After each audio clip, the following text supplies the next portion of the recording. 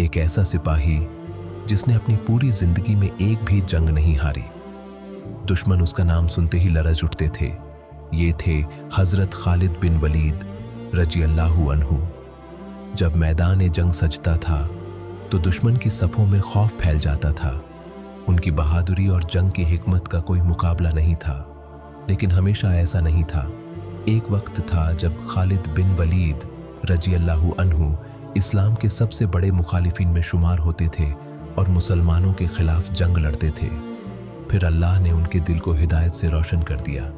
सच को पहचान कर उन्होंने इस्लाम कबूल कर लिया और उनकी जिंदगी हमेशा के लिए बदल गई। इस्लाम कबूल करने के बाद उनकी तलवार सिर्फ अल्लाह के दीन के लिए उठने लगी। रसूल अल्लाह सल्लल्लाहु अलैहि वसल्लम ने उन्हें सैफुल्लाह यानी अल्लाह की तलवार का लक़ब अता फरमाया।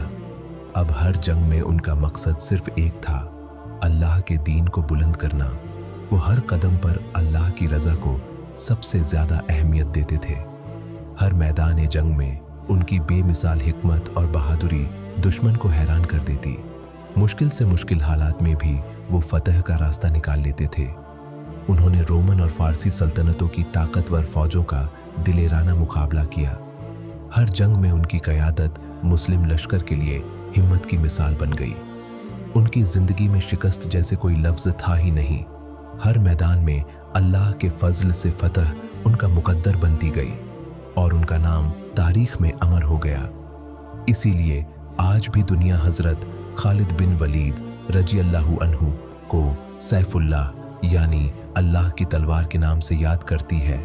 एक ऐसा सिपाही जिसे तारीख कभी भुला नहीं सकी। फिर आया यरमुक का मैदान, जहां रोमन सल्तनत ने अपनी तारीख की सबसे बड़ी फौज जमा कर ली। हर तरफ जंग की तैयारी अपने उरूज पर थी। दुश्मन तादाद में कई गुना ज्यादा था, मगर खालिद बिन वलीद रजी अल्लाहु अन्हु ने अपने सिपाहियों का हौसला बुलंद रखा और अल्लाह पर पूरा भरोसा किया। उनकी बेमिसाल जंगी हिकमत ने पूरी जंग का नक्शा बदल दिया। हर लश्कर को ऐसी जगह मौकिफ किया जहां से फतह की राह खुलने लगी। रोमन फौज धीरे धीरे टूटने लगी, उनकी सफ़ें बिखर गईं और मुस्लिम लश्कर अल्लाह के फजल से फतह के और करीब होता चला गया। यरमुक की अजीम फतह ने सिर्फ एक जंग नहीं जीती, बल्कि पूरी तारीख का रुख बदल दिया। इस्लाम की कव्वत दुनिया पर नुमायां हो गई। फतह के बाद भी खालिद बिन वलीद रजी अल्लाहु अन्हु के दिल में तकब्बुर का नाम और निशान न था। वो हर कामयाबी को सिर्फ अल्लाह का फजल समझते थे।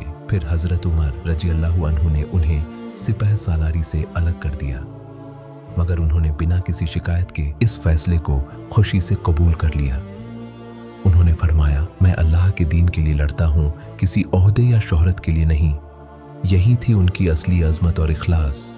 उनके जिस्म पर तलवारों, नेज़ों और तीरों के बेशुमार निशान थे, मगर इतनी जंगों के बाद भी उन्हें मैदान जंग में शहादत नसीब न हुई। आज भी दुनिया हज़रत खालिद बिन वलीद रजी अल्लाहु अन्हु को सैफुल्लाह के नाम से याद करती है।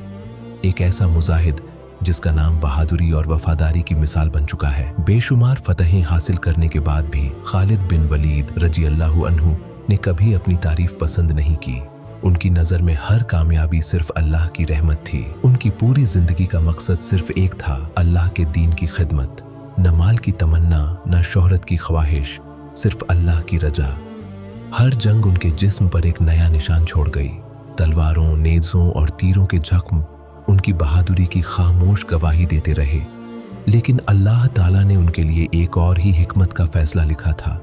जिस सिपाही ने पूरी जिंदगी मैदान जंग में गुजारी, उसका अंजाम कुछ और था।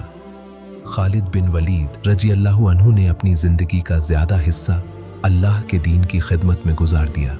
उनका नाम हर मुसलमान के दिल में इज्जत के साथ लिया जाता है। आखिरकार वो हिम्स में क़याम पजीर हुए, जहां सालों तक इस्लाम की खिदमत करने वाला ये अजीम सिपाही सुकून की जिंदगी गुजारने लगा।